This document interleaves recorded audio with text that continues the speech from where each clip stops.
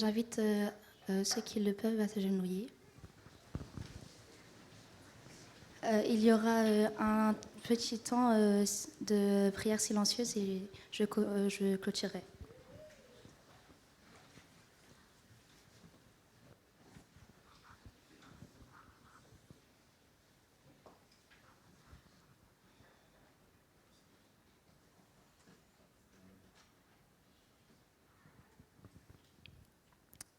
Seigneur, nous voici devant toi pour te demander pardon pour nos fautes et nos transgressions.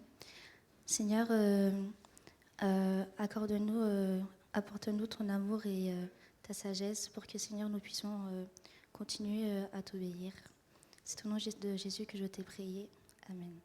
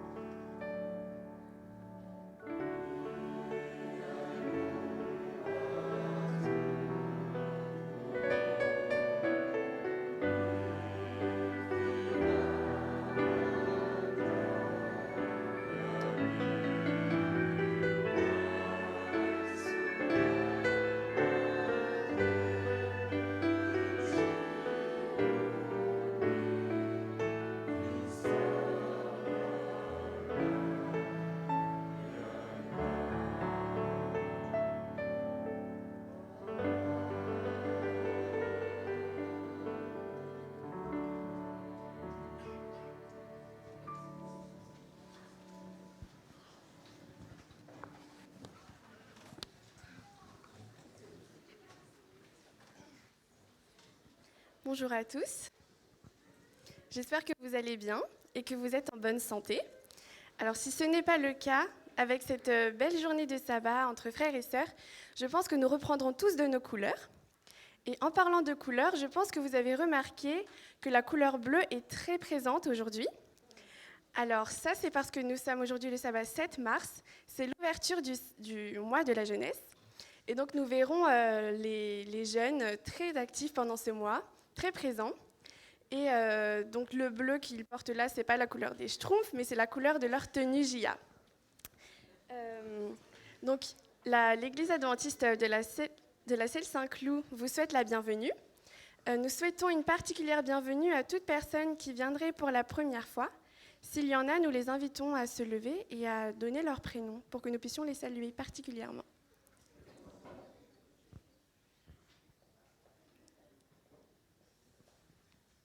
Bonjour.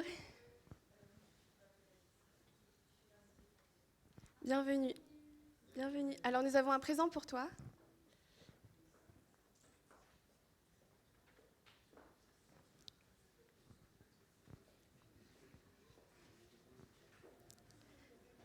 Bonjour. Vous vous appelez comment? Bienvenue. Bienvenue. Bienvenue.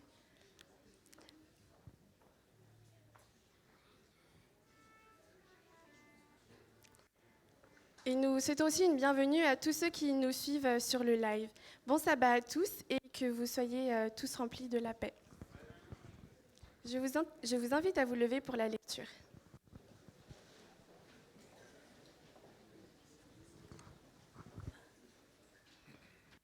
Venez, chantons avec allégresse à l'Éternel. Poussons des cris de joie vers le rocher de notre salut. Allons au-devant de lui avec des louanges. Faisons retentir des cantiques en son honneur. Car l'Éternel est un grand Dieu. Il est un grand roi au-dessus de tous les dieux. Amen.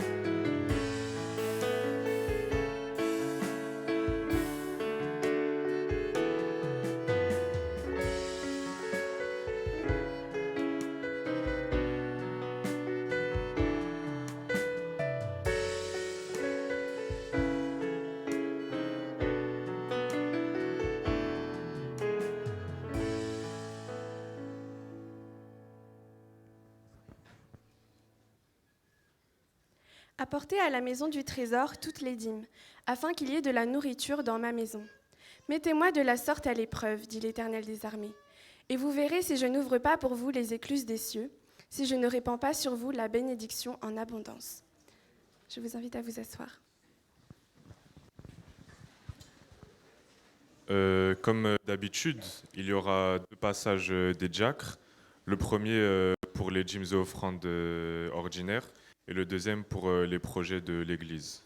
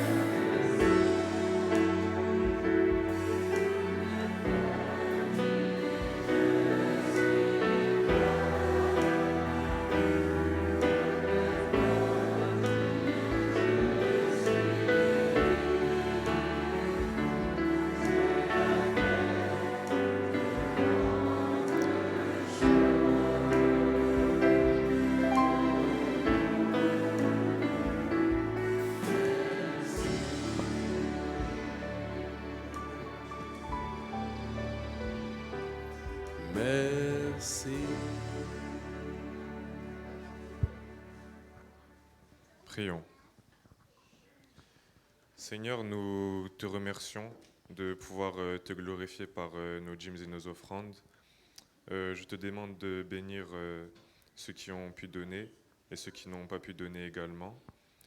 Que nos offrandes puissent servir ton œuvre et nous aider à propager ton amour à travers le monde. Au nom de Jésus, Amen.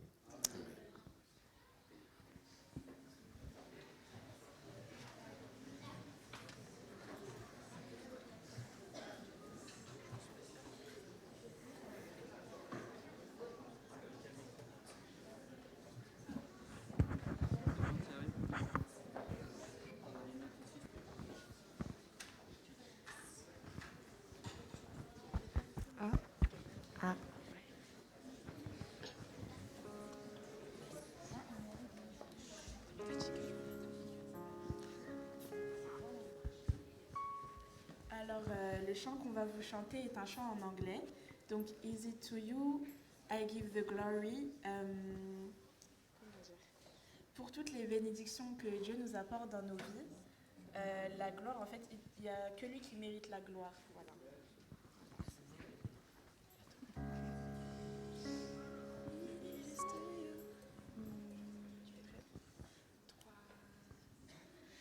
It is to you I give the glory. It is to you I give the praise.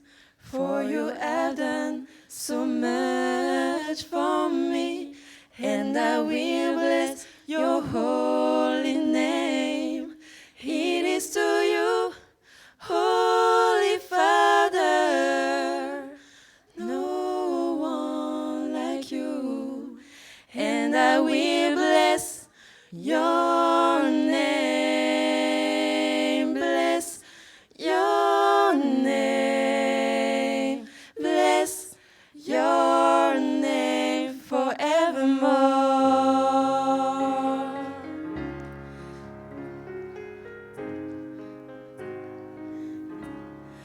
It is to you I give the glory. It is to you I give the praise.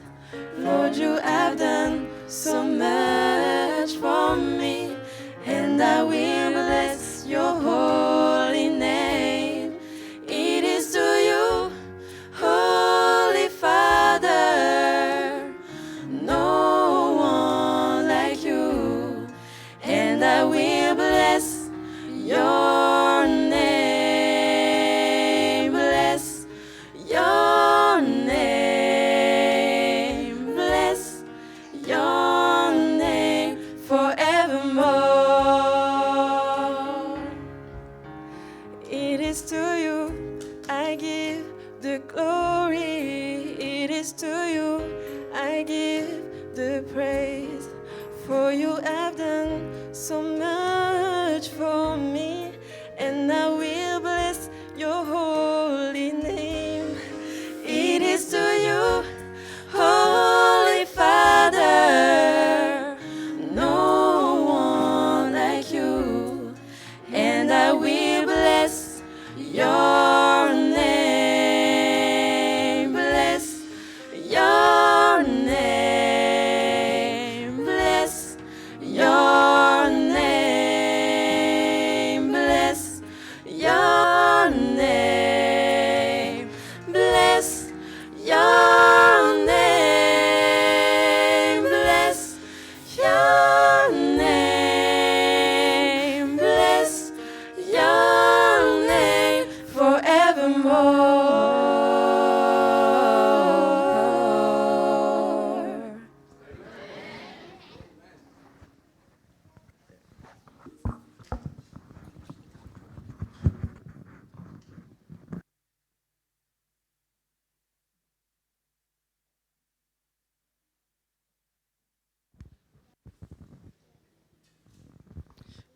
Nous allons nous mettre debout pour lire la parole de Dieu. Et nous allons ouvrir la Bible dans Juges, chapitre 6, versets 11 à 14.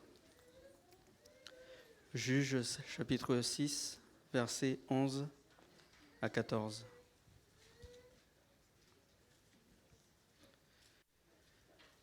L'ange du Seigneur vint au village d'Ophra.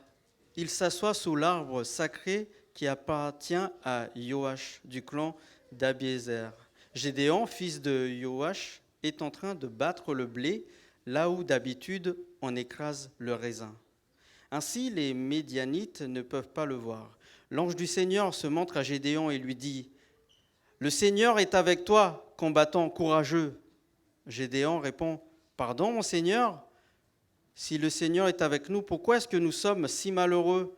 Nos ancêtres nous ont raconté les actions extraordinaires que le Seigneur a faites au moment de la sortie d'Égypte. Où sont donc ces actions ? Maintenant, le Seigneur nous a abandonnés, il nous a livrés aux Madianites. » Le Seigneur se tourne vers Gédéon et lui dit : « Avec la force que tu as, va, délivre Israël des Madianites. Oui, c'est moi qui t'envoie. » Amen. Seigneur, nous te remettons devant toi, tes serviteurs. Seigneur, nous te demandons de parler à travers la bouche de Har, à travers la bouche de notre chef guide Boa, que tu puisses nous remplir de ton Esprit Saint, qu'on puisse recevoir ton message d'un cœur pur. En nom de Jésus, Amen. Vous pouvez vous asseoir.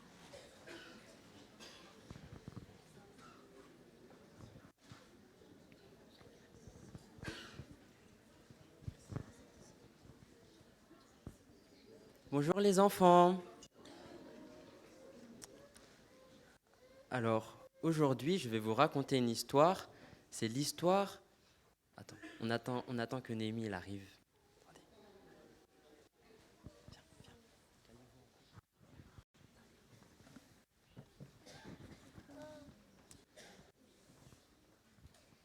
Maintenant qu'il y a tous les enfants, je vais vous raconter l'histoire de l'école des animaux. Il était une fois à l'école des animaux, il y avait Piou, l'oiseau, Max, le chien, et mon ami Coco, l'éléphant. Alors, aujourd'hui, c'était le jour d'un gros contrôle. Et Piou, l'oiseau, il est fort au contrôle, il a toujours les meilleures notes. Sauf que mon ami Coco, l'éléphant, il rate toujours les contrôles, alors il a du mal. Et le professeur, il arrive et il dit : « Bon, exercice 1. C'est monter dans l'arbre. » L'arbre, il était petit et il était très fin. Alors, l'éléphant, il ne pouvait pas monter sur l'arbre. Et Max, le chien, non plus, il ne pouvait pas monter sur l'arbre. Et il n'y avait que Piou, l'oiseau, qui arrivait à monter sur l'arbre. Bon, le professeur leur dit exercice 2. Maintenant, de l'arbre, il faut courir le plus rapide possible jusqu'à l'entrée de l'école. Alors, Max, le chien, il est rapide. Et puis l'oiseau, même s'il ne court pas, il vole et il est rapide aussi. Sauf que mon ami Coco l'éléphant, il marche lentement, il prend son temps. Bon, en plus, il était triste parce qu'à chaque fois, il rate toujours les contrôles. Là, c'est la fin de l'année, il rate encore le contrôle. Bon, le professeur, il a dit exercice 3. Alors, l'exercice 3, c'est en cas de problème, il faut sonner l'alerte et pour prévenir les gens. Et là, Coco l'éléphant, il était très content parce que quand il marche, il fait boum, boum, et avec sa trompette, avec sa trompe, il a le son d'une trompette. Alors, il pouvait faire du bruit. Et alors, le contrôle, il est terminé. Et le prof, il dit : « Bon, aujourd'hui, le contrôle, vous avez tous réussi. » Alors, tout le monde était content. Mais Coco l'éléphant, il est venu voir le professeur, il a dit : « Mais pourquoi j'ai réussi alors que les 2 premiers exercices, j'ai raté ?» Et le professeur, il a dit : « Mais Coco l'éléphant, alors, les 2 premiers exercices, ce n'est pas ton domaine. Mais toi, par exemple, tu sais prévenir les gens avec ta trompe, tu sais protéger les petits avec ta défense, alors que, par exemple, Piou l'oiseau, il est agile, il est rapide, mais est-ce qu'il va protéger quelqu'un ? » Et il a dit que chacun, vous avez vos qualités, tu sais peut-être pas courir vite, mais tu sais protéger quelqu'un. Et donc, les enfants, Ce que je veux que vous reteniez, c'est que vous avez tous vos qualités. Peut-être que des fois, vous avez peur de parler devant les gens, mais vous savez très bien chanter, vous savez sourire, vous savez écouter les gens. Et Dieu il vous a donné ces qualités pour aider les autres et pour le servir. Et Dieu il vous envoie avec la force que vous avez. Voilà.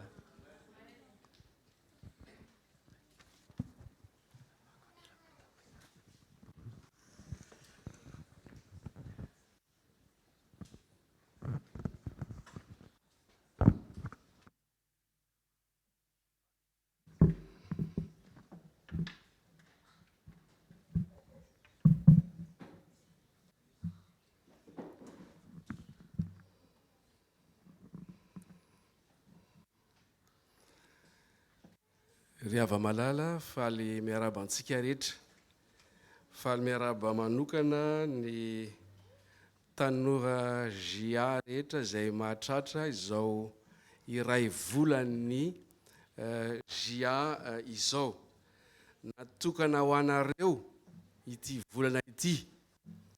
Mahazo ana daholo misy hafatra manokana ho anareo amin'ity volana marsa ity. Misy fiaikana na défi manoloana anareo mandritra ity volana ity.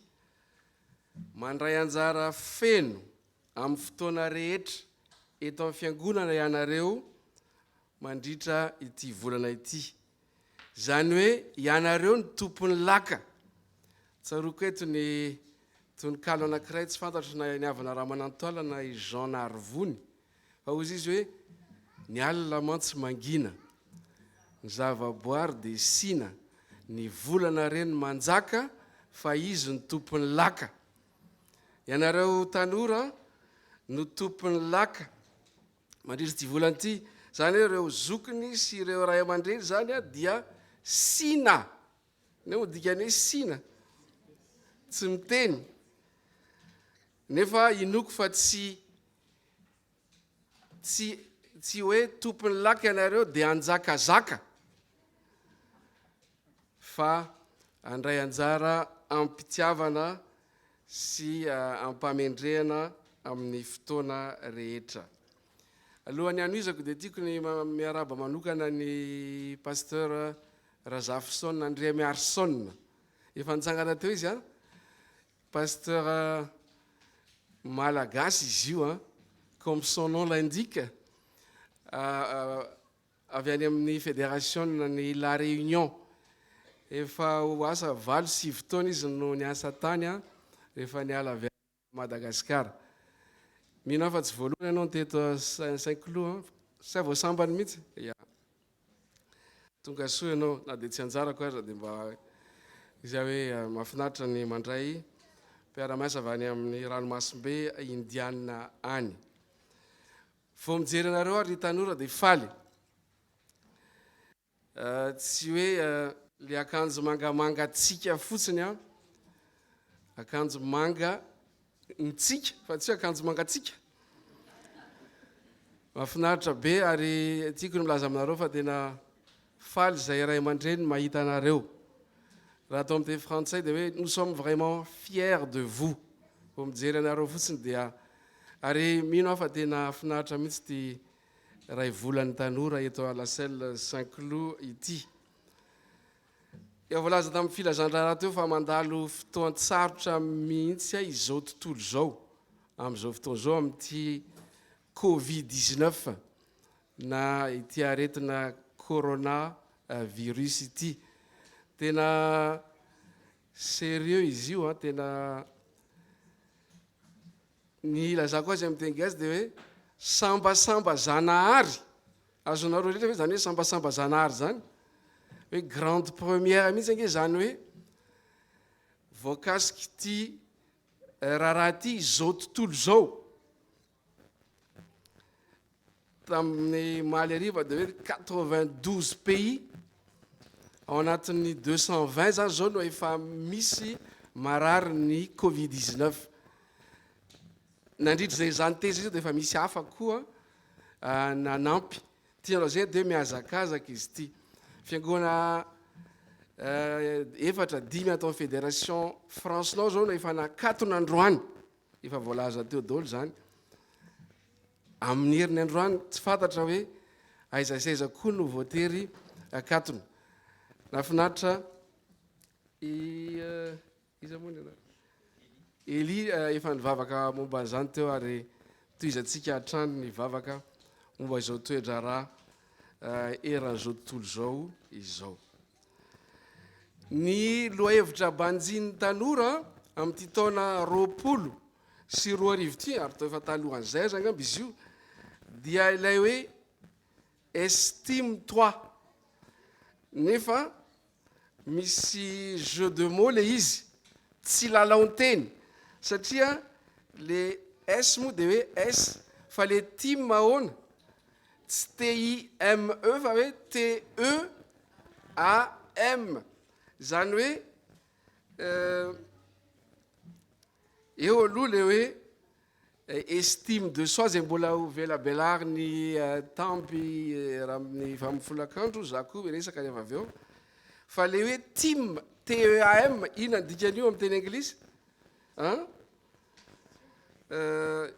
esprit d'équipe toetsaina vonina hiara-miasa amin'ny hafa fa tsy manao ohatra amin'ny mpanao baolina sasany mijijy baolina rery fa le tia mety zany dia hoe vonina mandrakariva miara-miasa amin'ny hafa zany hoe raha atambatra zany ireo zana-doha hevitra roa reo ny tarigetra ho tratrarina ho an'ny tanora amin'ity taona ity dia hoe tanora adventiste manana estime de soi sady manana toetsaina tia miara-miasa amin'ny hafa. Afinaritra be zany ary tsy ny tanora ihany tokony hanana zany toetsaina anankiroa zany fa ny ankizy madinika ny lehibe ihany koa.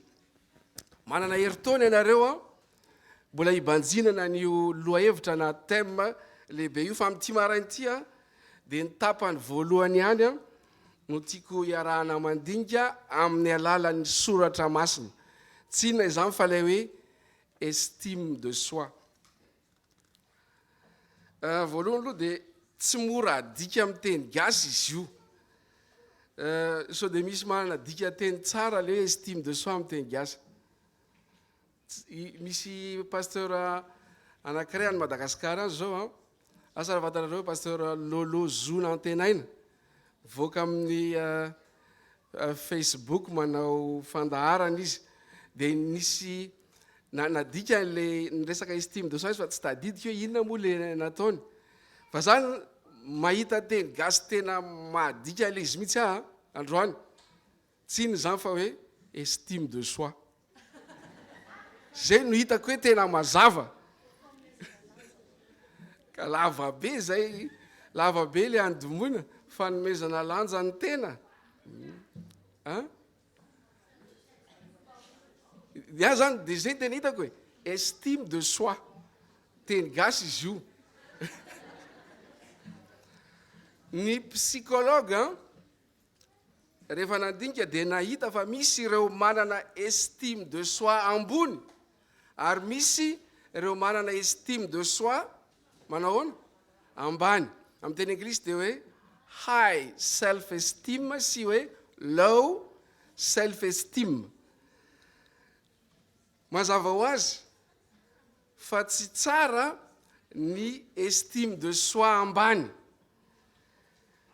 nefa koa tsy tsara ny estime de soi ambony loatra tafahoatra satria lasa manandra-tena zay ny extrême amin'ireny hoe ambony ny estime de soi lasa manandra-tena ohatrany lasa mirehare ilay olona ka ilaina ho voalanjalanja zany ity estime de soi ity ry tanora malala. Ny ohatra anankiray ahitana ny olona manana estime de soi ambany dia sarokenatra be sarokenatra loza tany ambany be ohatra ray fotsiny zay fa tsy hoe zay fotsiny ny ohatra ray ahitana ny olona manana estime de soi ambony ndray a dia ny fiheverantena ho zavatra medinedina sy ny sisa sy ny sisa. Indraindray a ny teny ataon'ny hafa amin'ny tena no mampidina ambany dia ambany ny estime de soi. Za tamin'ny mbola kely a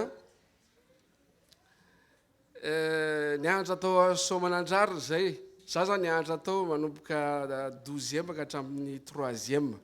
Dia avy eo aho lasa tany amin'ny lycée Rabearvelo.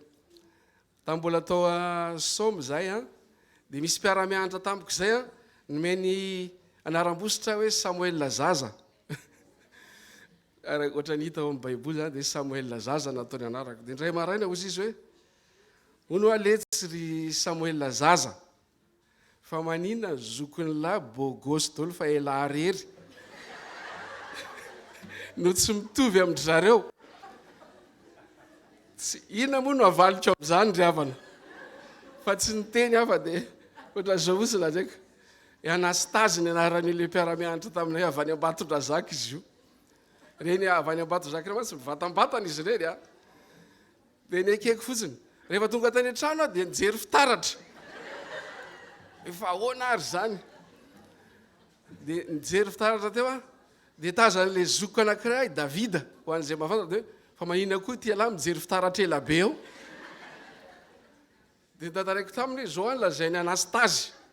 Zao dia ozy izy avelao any le tsy zany fa tsy raha ino lahy zany. Entre temps, ao ny andikana zany entre temps zany. Vetivety kely teo niditra avy any mamanay. Dia ina koa ty mampime any Davida ty ozy izy. Fa maninona meme be ohatra an'io Davida, izy koa zany lasa meme be. Dia nitantarainy Davida tamin'ny mamanay zany a ny zavatra nitranga. Dia za ohatrany vao maika kivikivy tamin'izay zay zany le izy. Kajo a tsapa amin'ny mamanay ny fiantraikan'ilay resaky Anastazy. Raha kotondra zanaka Anastazy zany. Tsapa amin'ny mamanay le izy dia zao ny teny nataony tamiko hoe, zao nataony mamanay tamiko hoe zanak'Andriamanitra ianao ary manana zay hevitra hiaverana anao Andriamanitra fa aza miasa saina amin'ny resaky Anastazy. Tsy adiniko mihitsy a zay tenin'ny mamanay zay nandritra ny androm-piainako. Ary tonga dia nanova zavatra betsaka teo amin'ny fiainako, tsy nanova ny tarehiko a, fa nanova zavatra maro a teo amin'ny fomba fijeriko ny fiainana izay hoe manana zay hevitra hiaverana anao Andriamanitra fa aza miasa saina amin'izany. Amin'ity marainy ity ry havana ry tanora indrindraindrindra dia ho jerentsika ny estime de soi ambany nanana ny tanora anankiroa. Ny ray tao ao amin'ny testamenta taloha Gideona ary ny ray ao amin'ny testamenta vaovao Timoty. Estime de soi ambany nanana nireo tanora roa reo no jerentsika androany. Dia hoe inona no nataon'Andriamanitra, inona no lazain'Andriamanitra tamin'ireto tanora ireto, inona zany afatra nomen'Andriamanitra ho azy ireo. Gideona voalohany, vao nivakitsika teo a ny tapany voalohany fotsiny amin'ny zavatra izay niseho. Gideona dia anisan'ireo mpitsara 12 izay nitarika ny zanak'Israely taoriny ny nahafatesan'ny Josoa. Zany hoe fa tafiditra tany amin'ny tany Kanana zany a ny zanak'Israely tamin'izay fotoana izay dia mpitsara no nitarika azy ireo juge rehefa maty i Josoa. Anisan'ireny a Gideona. Rehefa vakina amin'ny bokin'ny mpitsara dia miverimberina indrisy ilay hoe nanao zay ratsy teo mason'iza, teo mason'i Jehova ny zanak'Israely. Ary dia hita ihany koa fa nampahory azy ireo a ny firenen-kafa manodidina rehefa nanao zany ratsy zany foana, zany hoe navelan'Andriamanitra nampahorian'ny firenena manodidina izy vokatr'izay izy mandao an'Andriamanitra izay. Ary zay ny hita ao amin'ny mpitsara toko fahenandiny voalohany raha mana baiboly nareo, nanao zay ratsy teo mason'i Jehovah ny zanak'Israely ka dia natolotry Jehovah eo an-tanan'ny Midianina 7 taona izy. Enjana ny zavananjo azy ireo ka dia inona nataony izy ianareo azonareo vakia zany, niafina tany an-tendrombohitra tany zareo, niafina tany amin'ny zoy, caverne, grotte, dia niafina tany rehetrarehetra tany. Zay zany sisa no nahazahoandry zareo niaro ny ainy. Teo amin'ny resaka fambolena, zava-dehibe fambolena tamin'izany fotoana zany, zay vokatra miakatra dia potehiny fahavalo, simbainy ny fahavalo. Toy izany koa ny fiompiana, na ondra manosy, na omby, na boriky, dia lasa ny fahavalo avokoa satria be no vitsy. Voalaza ao amin'ny mpitsara toko fahen'ny fa ohatran'ny valala hono ny abetsahany fahavalo noho ny tena ohatran'ny valala. Nareo fa nahita valala tany atsimo, le andimbalala reny ray andro nandeha tôbila ho any Tuileara, nijanona mihitsy satria tsy hita tsoa fa valala fotsiny dia nijanona. Tandreo sovoina ny varavarakely tonga dia mitsofoka amin'ny valala. Ohatran'izay ny sary hitan'ny mpanoratra mpitsara fena satria mantsy nisy coalition, zany hoe tsy ny Midianina ihany no tambatra amely ny zanak'Israely fa atao koa ny Amalekita sy ireo firenena avy any atsinanana. Dia nitaraina tamin'i Jehovah ny zanak'Israely. Dia naniraka mpaminany Jehovah tamin'izay fotoana izay, ary ny mpaminany dia nampatsiaro azy ireo fa mahatonga zao ke dia satria nareo nivadika tamiko e, nandika ny lalàna ianareo, adinonareo tanteraka ny zava-dehibe nataon'i Jehovah tany aloha rehetra tany, dia tsy mahagaga raha izao no zavatra dia nitranga. Tsy niaino ianareo, zay no natonga an'izany. Taorin'izay moa dia niditra antseratra Jehovah dia niantso an'i Gideona hanavotra ny zanak'Israely. Mpitsara toko fahenina andininy fa 2 sy 12 zao no vakiana indray mandeha indray. Tonga ilay anjelin'i Jehovah ka nipetraka teo amin'ny hazo terebita teo Ofra zay any Joasy Abierzita.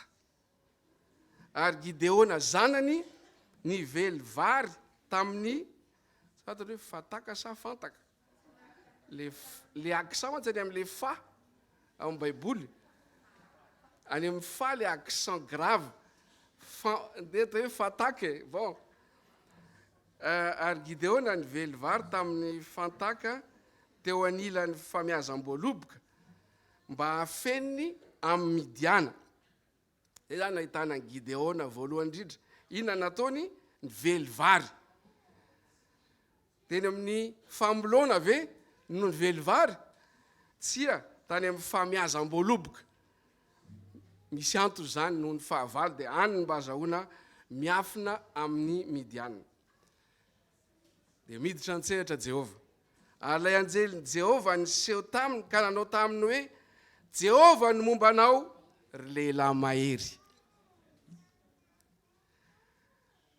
Premier contact de Jehovah amin'ny Gideona dia zay ny teniny voalohany, Jehovah no momba anao ry lehilahy mahery, l'Éternel est avec toi, vaillant guerrier. Zany ny teny voalohany. Ino valy teny nomeny Gideona rehefa niteny an'izany tamin'i Jehovah? 2:13. Fa ho Gideona taminy, indrisy tompoko, raha momba anay Jehovah, nahoana no hozony zao rehetra zao izahay, ary aiza ny fahagagana rehetra nataony, zay nolazay ny razanay taminay hoe tsy nitondra anay niakatra avy tany Egipta va Jehovah, fa ankehitriny efa nahafoy anay mihitsy Jehovah ka nanolotra anay eo an-tanan'ny Midianina. lasa resaka ny fanaovan'i Jehova sy Gideona moa le izy. Rehefa nanao an'izay indrisy zao zay Gideona, dahoana ho Jehova 540. Dia nitodika nijery azy Jehova ka nanao hoe ahoana izy mandehana amin'izao herinao izao ka vonjeo ny Israely amin'ny tanan'ny Midianina.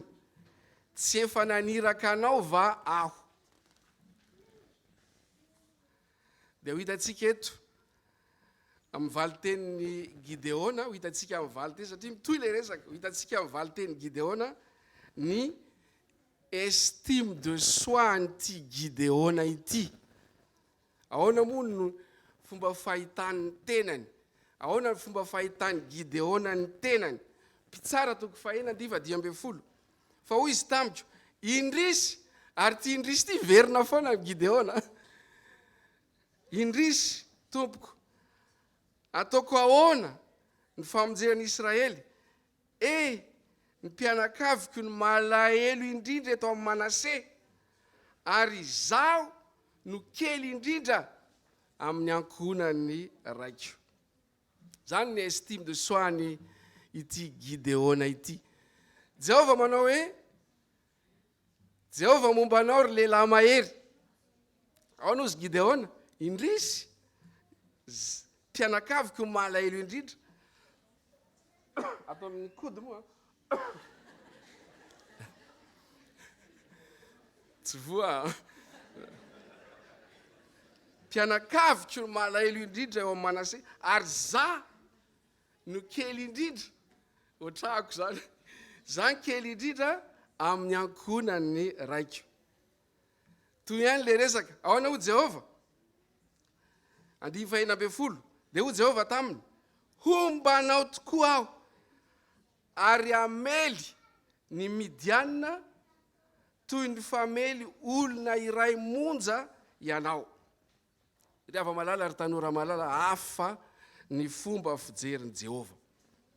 Ary zay nylazay ny mpaminany Isaia, ao amin'ny Isaia 10:10, fa ny fievitro tsy fievitrareo, ary ny lalanareo kosa tsy mba lalako, hoy Jehova. Mbola tsy misy resaka vita kory tamin'i Jehova sy Gideona, dia efa zao nolazain'i Jehova hoe Jehova no momba anao ry lehilahy osa. Zay ve? Ry lehilahy indrisy. Zay ve? Ry lehilahy mahery. Mbola tsisy resaka vita kory. Ry Gia eto à la selle Saint-Cloud. Vao manatona anareo fotsiny Jehova. Vao manatona anareo fotsiny dia efa hoy izy aminareo hoe Jehova momba anao ry Gia mahery eto la selle Saint-Cloud. Zany no fijerin'i Jehova anareo. Gia mahery, lehilahy mahery, vehivavy mahery, tanora mahery. Zany no fijerin'i Jehova anareo reo. Raha misy olona manana fijery hafa, ohatran'ry Anastasia, dia avelao izy hoany. Fa fijerin'i Jehova no tena zava-dehibe. Jehova momba anareo ry tanora mahery eto la selle Saint-Cloud. Dia lasa i Gideona tsy nino an'izany teny zany izy. Zao indray ny teneny eo amin'ny 9 manaraka. Fa hoy izy taminy, efa hitantsika teo hoe zany malahelo indrindra. Eo amin'ny zany no kely indrindra ao amin'ny Manase, za kely indrindra amin'ny ankohonany ndraiky. Zao zany zay ny estime de soi Gideona. Fa ny Jehova kosa dia hoe lehilahy mahery izy. Ary tsy vita zay fa hoe za no naniraka anao mandehana amin'izao herinao izao. Dia ampino hoe tsy efa naniraka anao va aho. Io no tsy ambaratelon'ny fahombiazana io ry tanora. Tsy efa naniraka anao va aho. Iza no maniraka anareo? Iza no maniraka antsika? Pasteur Élise Lazarus? Marina zay. Fa iza maniraka ny pasteur Élise Lazarus? Jehova no maniraka antsika miteny amintsika izy amin'ity maraina ity, tsy efa naniraka anao va na inona estime de soi nanantsika dia zay hoe tsarova hoe tsy efa naniraka anao va aho. Jehova no maniraka antsika. Ary mbola patsivoko eto farana fa hoe ny voalohateny Jehova tamin'ny Gideona dia hoe Jehova no momba anao ry lehilahy mahery. Ilay Jehova naniraka ny Gideona no maniraka antsika reto ihany koa. Izy no mahafantatra zay anirahany antsika. Dia fantatsika ny toy ny tantara. Tsy handinika ny tantara ny Gideona sy ny zanak'Israely niady tamin'ny Midiana isika. Fa iny vokatr'ilay nanaiky ny iraka nampanaovin' Jehova Gideona dia iny vokatra fandresena mezinezina tamin'ny alalan'ny olona firy 300 kanefa ny fahavalo firy amanalina tahaka ny valala. Tamin'ny voalohany raha tsy diso dia 30,000 mahery no azonareo jerena baiboly izy olona voangony Gideona dia asevo mody zay matahotra dia lasa nody zay matahotra. Firy sisa ny tavela? Raha tsy diso 2000 sisa ny tavela. Dia mbola nisy test indray hoe zay nasena sotro rano dia zay misotro rano ka tonga dia mitondra azy ao no fidiny Gideona. Firy sisa tavela? 300 sisa. Dia 300 no netiny Gideona nandresy miaramila fahavalo amanalina.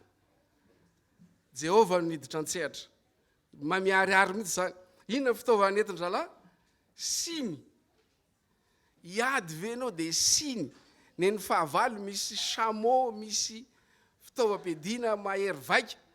Nendry Gideona siny sy anjomara, trompetra. Kanefa dia fandresena mezinezina. Afantarina fa Jehova miditra an-tsehatra. Aza kivikivy amin'izay lazain'ny olona. Aza kivikivy amin'izay fieveranao ny tenanao koa. Zay mantsy ny Gideona. Zany kely indrindra. Tsarovy na momba ny fianaranao, na momba ny asanao, na momba ny fiainanao ato am-piangonana na any amin'ny fiarahamonina any.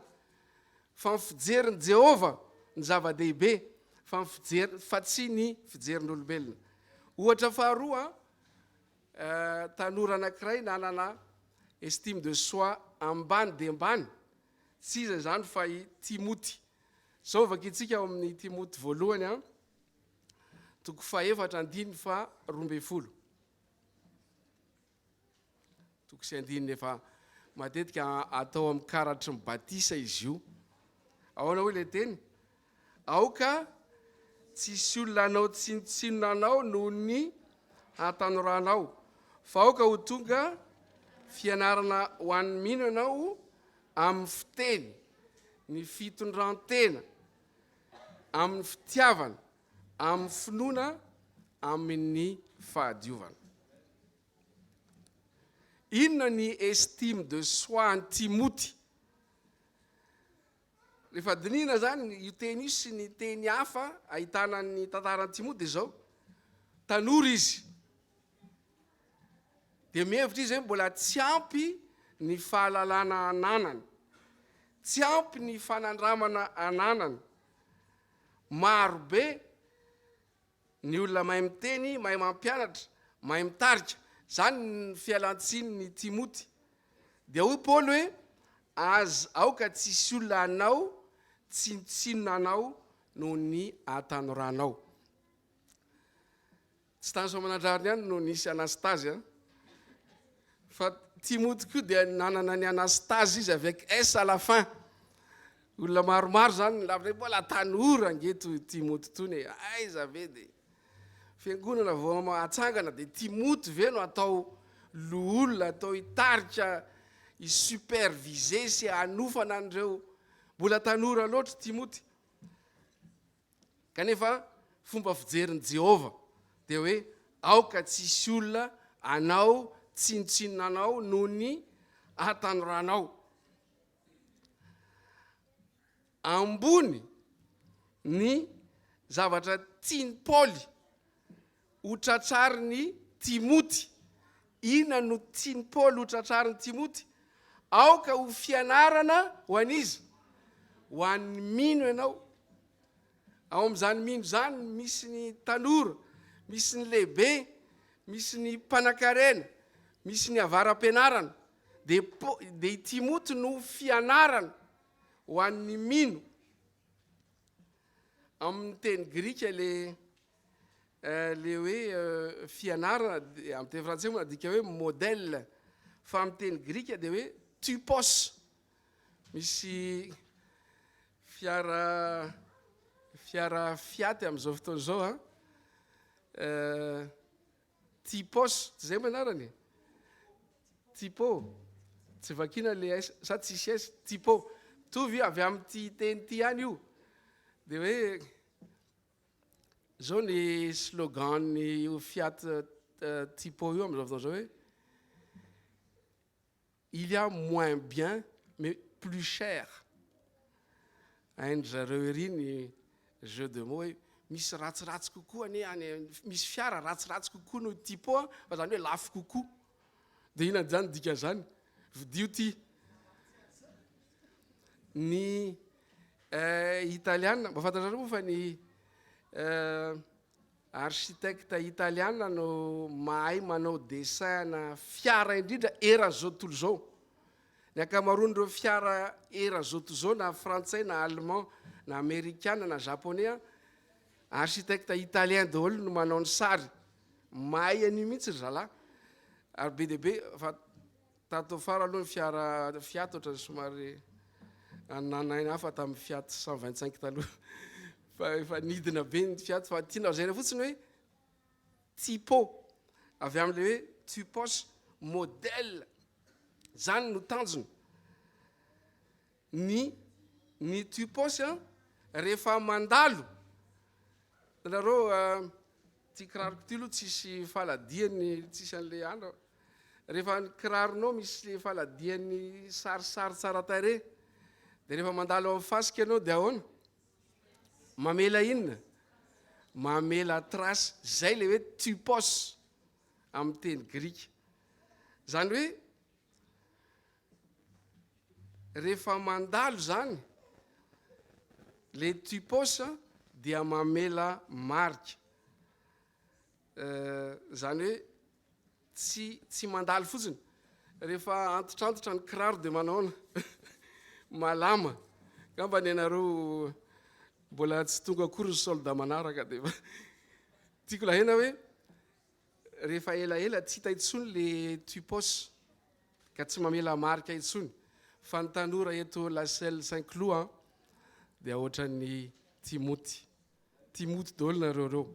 Amen. Zany hoe rehefa mandalo ianareo dia mamela fianarana ho an'ny mino. Rehefa mandalo ianareo naizanaiza dia manova izao tontolo izao.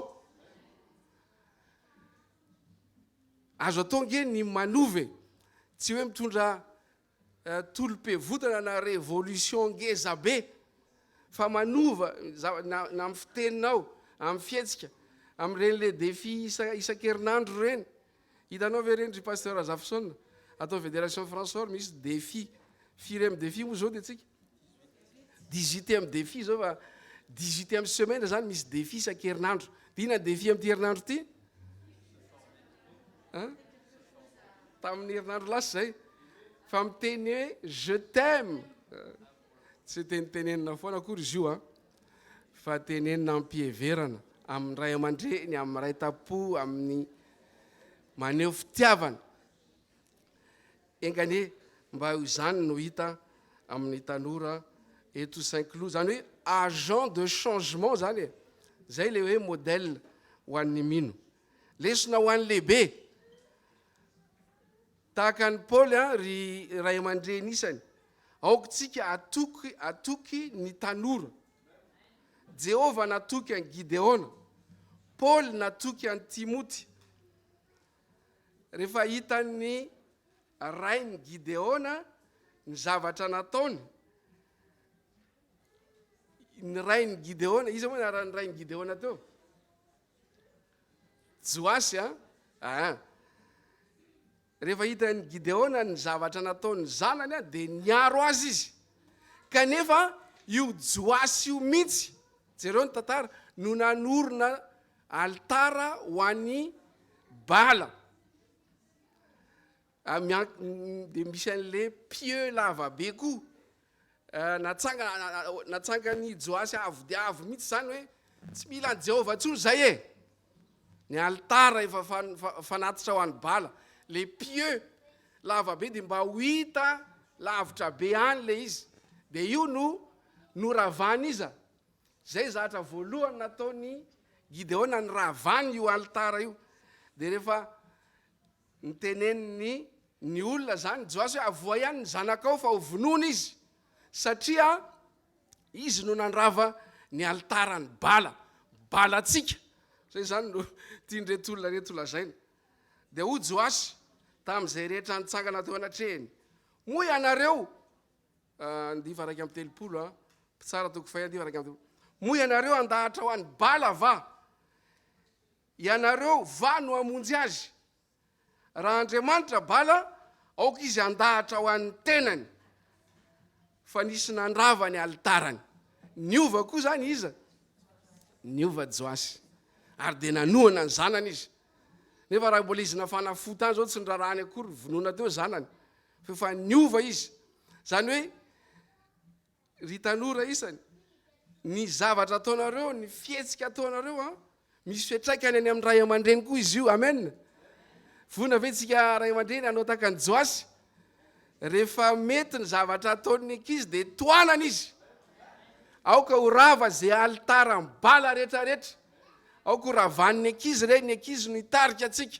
Zany nge nitranga tamin'ny andron'ny Gideona, ny ankizy no nitarika, ny ravandra lana nandritry ny alina.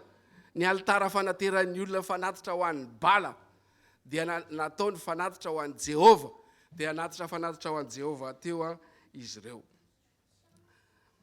Rehefa mandinika ny asa fanompoka teo amin'ny fiangonan'Andriamanitra dia mahatsapa hoe nisy olona natoky nanomboka ny asa dia mety nanao fahadisoana, erreur, fa nisy olona foana natoky. Zany hoe tsy kivy izy tsy niteny mihitsy hoe raha vonjy arively ty tsy lasa mihitsy, tsy mbola nisy niteny azany mihitsy ireo mpitantanasa zoky zany, fa natoky izy ireo dia nikonfieny adidy andraikitra ambonimbony hatrany, ary dia nitoanany hatrany. Zany tokony ataontsika ho an'reto tanora reto ry fiangonan'ny La Salle Saint-Cloud. Da ho toanany reto tanora atsika reto, avy alao izy ianao, avy alao izy hiasa, avy alao izy hitarika. Na manao erreur ary izy, misy teny anglisy hoe to learn by mistakes. Zany hoe ahoana? Reny erreur reny ange no isitomana lesone. Afatra iray nomeny Paul ho an'ny Timoty no amaranako izao fampaherezana zao, ao amin'ny Timoty 2:1 ny andininy 7. Timoty 2:1 fa tsy nomen'Andriamanitra fanahy osa isika, fa fanahy mahery sy fitiavana ary fahononan-tena. Zany teny fikasan'i Jehovah ho an'ny tanora eto La Salle Saint-Cloud. Tsy nomen'Andriamanitra fanahy osa ianareo, fa fanahy manao ahoana? Mahery, ary koa fitiavana ary fahononan-tena. Tanteraka aminareo tanora ane zany, tanteraka amin'ny fiangonana Ray Manontolo. Amen.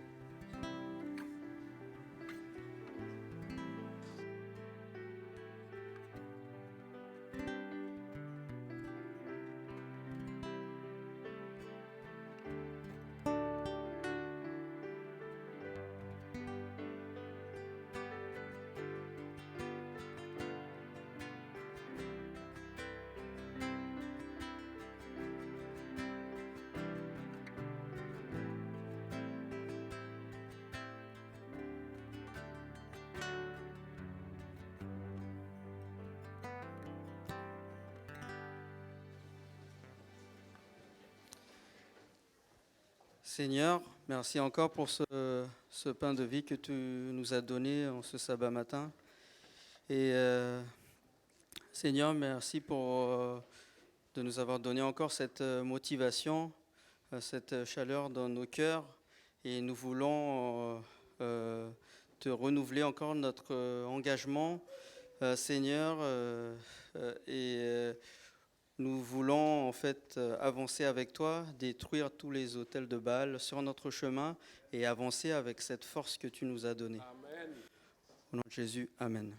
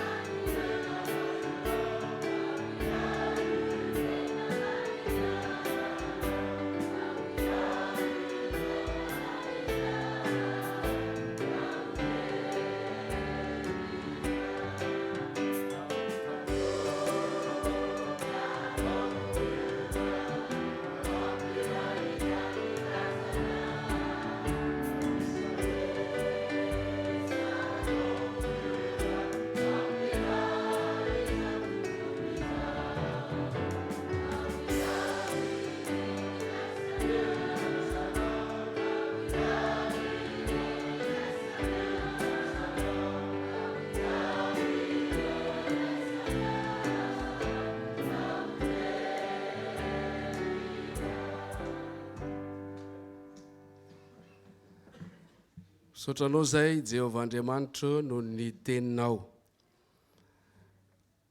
Nahariarinao teto androany fa rehefa ianao no miantso sy maniraka dia ianao no manome hery, ianao no manome fahombiazana.